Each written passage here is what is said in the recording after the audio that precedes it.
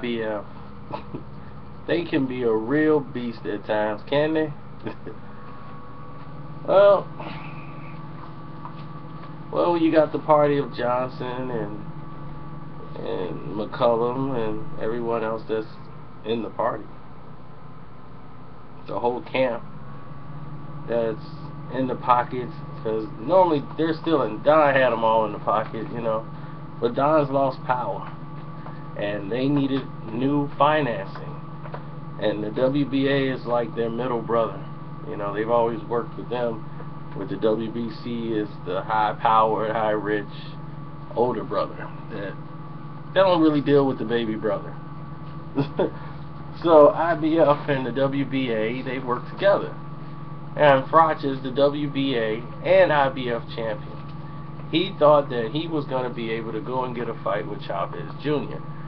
And everything seems to go. McCullough is really good friends, very close friends with Bob Arum.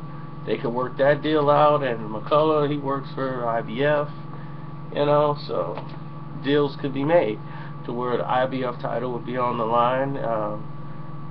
I think, from me just looking into the situation without actually talking to people, my observation on it is that Froch is usually playing his hardball to get things done in his favor and trying to get some things negotiated on his level, saying like, you're going to have to respect me as a champion, as I need terms too, and we can do the fight here. I don't want to go to Texas and get robbed, my titles.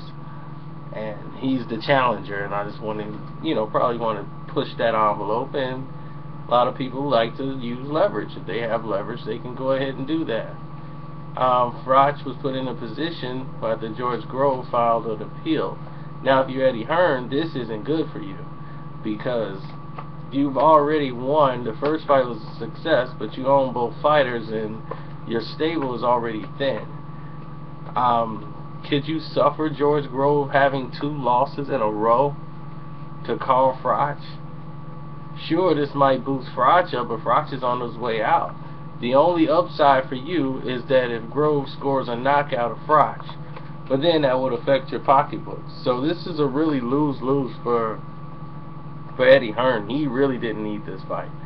I think right now, for Groves, this is the best lottery ticket he could ever get, because no matter really what, he wins unless he gets stopped early, which I think he's still a 10-round fighter, even though he showed what he can do within them 10 rounds early by hurting Carl Froch. But it was clear to see that Froch was starting to break him down and he was getting tired. And I think now, the second fight, he's going to be a little cautious and kind of let Groves make the mistakes. And that's how I feel about that. But as far as who will Chavez Jr. be fighting now, well, we'll leave that to another day, because now the line is going around the corner to fight Chavez Jr. And he still has a fight coming up with Brian Vera, so we never know how that's going to go. Will it be another Chavez getting his brains beat in and getting his hands raised?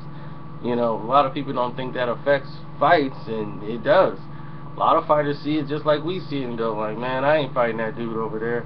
He keep getting his ass whooped and they raising his hand. Nah, we got to do somewhere else. That's just the nature of the business. But we'll talk about that later.